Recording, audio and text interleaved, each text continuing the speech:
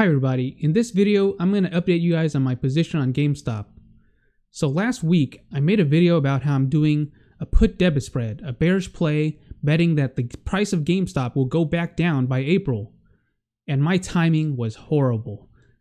Right after I made that play and made that video, as you can see here, GameStop in the past week has gone up 222%.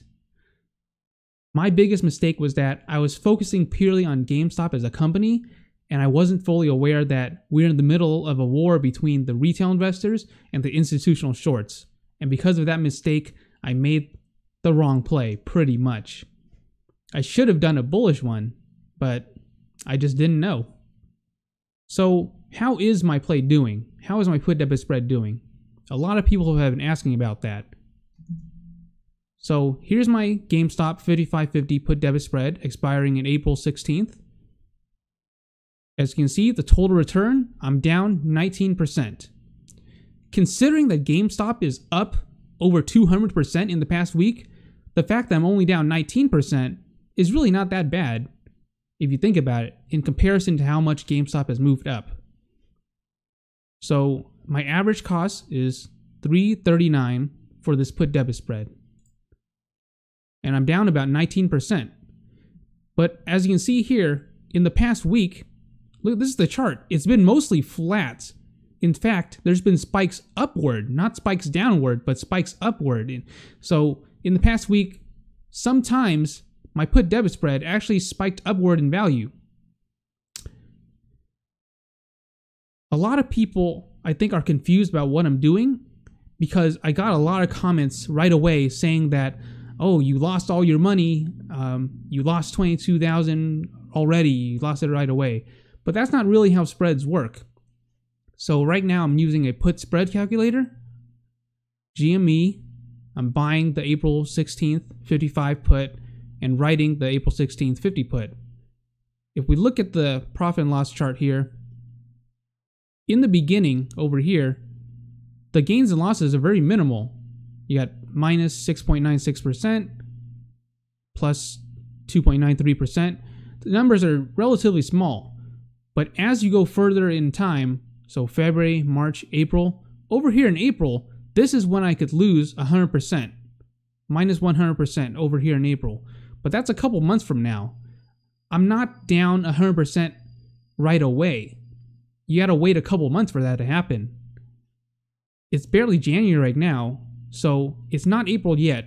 So we're back all the way over here where all the minimal gains and losses are. So the gains and losses are relatively small compared to how it's going to be in April. That's when the big gains and losses are going to happen. So we'll wait to see what happens then. Now, what's weird is that things are so volatile that I was actually able to close one of my put debit spreads for a profit. My average cost was, what was it? $3.39, but I was actually able to close one for $3.50. So I made a small profit. As you can see here, I put in an order on January 29th, and I closed one contract. I filled one contract for a profit. And I'm not alone. I got a comment here recently from James Love. I had puts on GME. IV made it go up in value. Isn't that crazy? Even though GameStop is going up and up and up, plus over 222% for the week, puts can also go up in value as GameStop goes up in value because things are just so volatile. So even though GameStop is going up by hundreds of percents, I'm still able to close for a profit on my put debit spreads. It's insane. I think because the volatility is just so high, the puts are really not going down in value that much, or sometimes they're even going up in value. It's insane.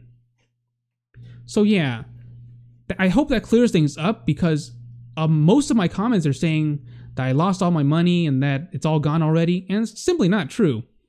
And we still do have a couple months to go because it's barely January right now and my spreads expire in April, and that's when I could lose 100% of my money.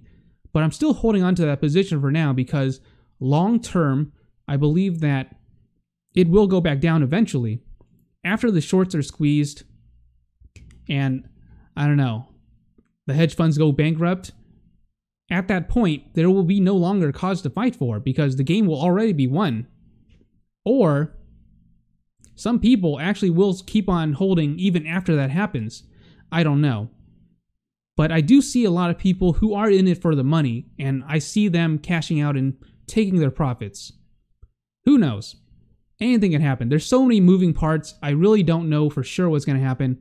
But long term, I'm still bearish. Short term, though, I actually have been making bullish plays. I did a call debit spread in the past week. Hold on, let me see if it's here.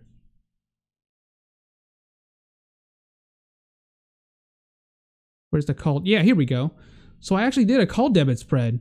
I made a bet that GameStop would stay above $150 a share by January 29th. And it did end up above $150 a share. So I made some good profit short term because of this. So my position on GameStop right now, I'm short term bullish and long term bearish because I think for a while it's gonna stay above a certain price, but long term, I think eventually it will go back down. So that's my position so far. It's really not that bad. I'm glad I did spreads because spreads minimize the gains and losses by a lot. So yeah, we'll wait and see what happens.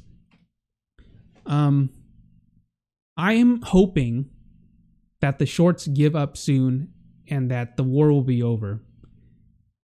I'm surprised that so much of GameStop is still shorted. Like Melvin Capital said that they already gave up and got out. But if there's still that many shorts, it looks like the old shorts are just basically being replaced by new ones. I don't understand.